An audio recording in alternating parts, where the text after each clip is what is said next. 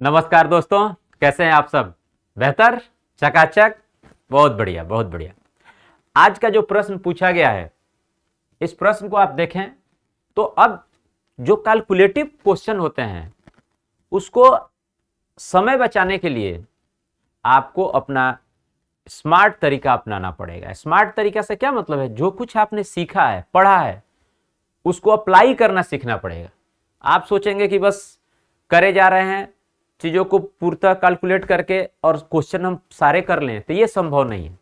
तो कुछ प्रश्न आपको दिए ही जाते हैं इस प्रकार से कि जिसमें आपका समय खराब हो।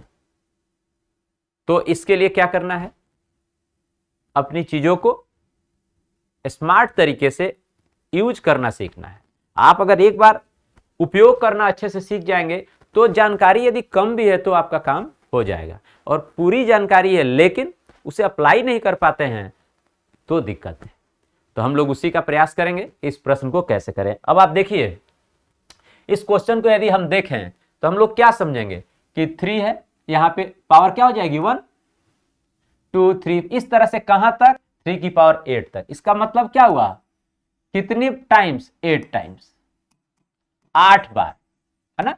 8 टाइम्स, 8 बार ये चीजें रिपीट हुई हैं। 3 की पावर एक एक इंक्रीज कर रही है और सबको क्या कर रहे हैं? ऐड कर रहे हैं।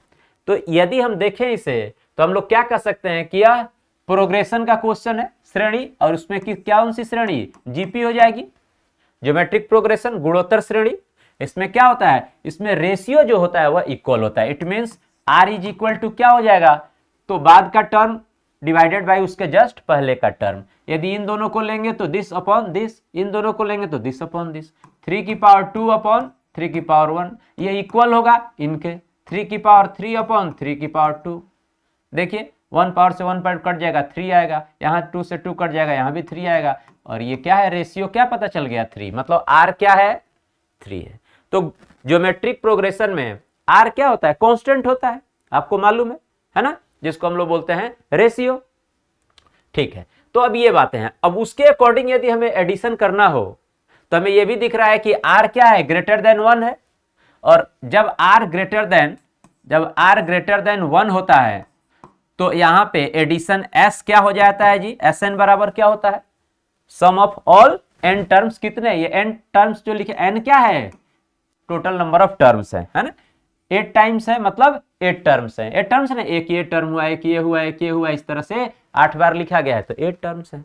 तो एस क्या हो जाता है? a इंटू आर की power n minus 1 divided by R minus 1।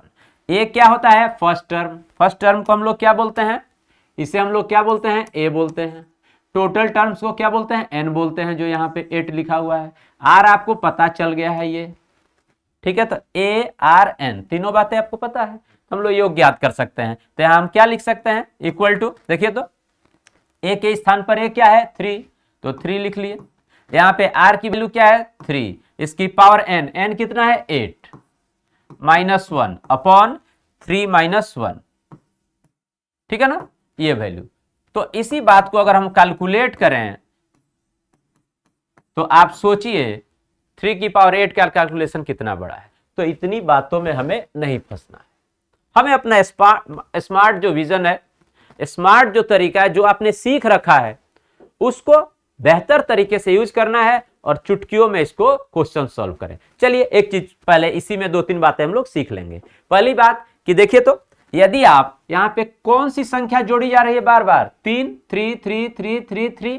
तो यदि एक ही संख्या बार बार जोड़ी जाए, जैसे 5 5 5 5 आप जोड़े, 2 2 2 2 ऐड करें, 3 3 3 4 4 4, कोई भी संख्या लगातार ऐड करते हैं तो जो भी योग करने पर संख्या प्राप्त होगी वह आप खुद बताएं कैसी संख्या होगी?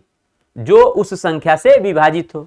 आप 4 4 4 4 10 बार लिखें तो जितना भी उसका योग होगा 40, वह 4 से विभाजित होगा। तो हम समझ गए कि यहाँ पे 3 3 3 बार बार जोड़ा गया है। इट मीन्स कि जो भी संख्या इसमें होगी वह क्या होगी? मल्टीपल ऑफ 3 होगी। इस 3 की मल्टीपल होगी, मल्टीपल ऑफ 3। 3 की मल्टीपल होना आवश्यक है, होना ही होना है। आप 10 10 10 जितनी बार जोड़, 15 15 15 जोड़ें, जो संख्या योगफल प्राप्त होगा वह 15 से विभाजित होगी ही, क्योंकि 15 की ही तो मल्टीपल है। ठीक है, तो अब देखिए तो वह मल्टीपल ऑफ 3 होगी। तो देख लेते हैं इसमें कौन कौन से भाई 3 का मल्टीपल का हमें क्या कहते हैं, मल्टीपल ऑफ 3 का मतलब क्या, कंप्लीटली डिविजिबल बाई 3, 3 से विभाजित होगी ही।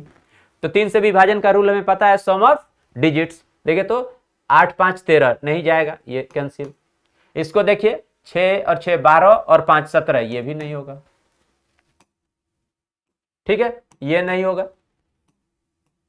एक तो ये और ये भी कैंसिल हो गया, बच गए। तो इसको देखते हैं, 9 में चला जाएगा भाग, 8 4 12 इसमें भी चला जाएगा, है ना, 12 और 9 21, 3 से चला जाएगा। तो ये हो सकता है। इसको देखते हैं 6 6 12 और 6 18, ये भी चला जाएगा। तो हमें 2 ऑप्शन मिल गए, एक सी और दूसरा डी, जो 3 से डिविजिबल है। तो एक कंडीशन तो आ गई, तो 2 तो कैंसिल हो गए। अब इन 2 में कौन होगा ये देखते हैं। अब देखिए तो अगर आप मान लीजिए 5 है, ऑड नंबर है, ये 3 क्या है, ऑड नंबर है। अब इसको आप एक बार और जोड़ें, मतलब कितनी बार आपने ऐड किया, 2 बार, इवन टाइम्स, क्या आया 10। तो ऑड को यदि आप 2 बार ऐड करते हैं, मतलब इवन टाइम्स, तो क्या आता है, एक इवन नंबर आता है। क्या आता है, इवन नंबर। ये ऑड है लेकिन आपने कितनी बार ऐड किया, 2 टाइम्स, मतलब इवन टाइम्स, है ना, तो इवन आया। मान लीजिए इसको और एक बार 5 इसमें जोड़ देते, अब कितना आया, 15। अब जब 15 प्राप्त हुआ, देखिए तो ये 15 क्या हुआ, जब 5 को, ऑड नंबर को आप ऑड टाइम्स किए तब ऑड प्राप्त हुआ। इसका मतलब क्या हुआ कि ऑड को यदि इवन टाइम्स ऐड करेंगे तो इवन प्राप्त होगा। तो ये ऑड है, ऑड को कितने टाइम्स जोड़ा गया है, 8 टाइम्स। 8 टाइम्स क्या है, इवन टाइम्स, है ना, 2 4 6 8 10 20 22, इस तरह से जितने बार भी जोड़े सब इवन है। तो ऑड को भी, ऑड संख्या को भी यदि आप इवन टाइम्स ऐड करेंगे तो वह इवन ही प्राप्त होगा। यहां देखिए तो इन दोनों में इवन कौन है, ये तो नहीं है, कौन सा है, ये संख्या, और इसे हम लोग मार्क करेंगे। तो बातों को हम लोग को इस तरह से समझना है। तो 2 बातें हम लोग सीखे, एक मल्टीपल ऑफ 3 और दूसरा क्या, ऑड और इवन कब हो। आप इवन को जितनी बार भी जोड़े इवन ही होगा। इवन संख्या 2 ले लीजिए, 2 को आप 2 बार जोड़े या 3 बार जोड़े, इवन ही प्राप्त होगा। लेकिन ऑड में, ऑड संख्या को यदि आप इवन टाइम्स जोड़ेंगे तो इवन प्राप्त होगा, और ऑड टाइम्स जोड़ेंगे तो ऑड प्राप्त होगा। तो ये दोनों बातें आपको ध्यान रखना है। ओके, तो जानकारी अच्छी लगी तो क्या करना है, कमेंट तो करना ही करना है, लाइक शेयर सब्सक्राइब जरूर करते रहिए। Okay, thank you.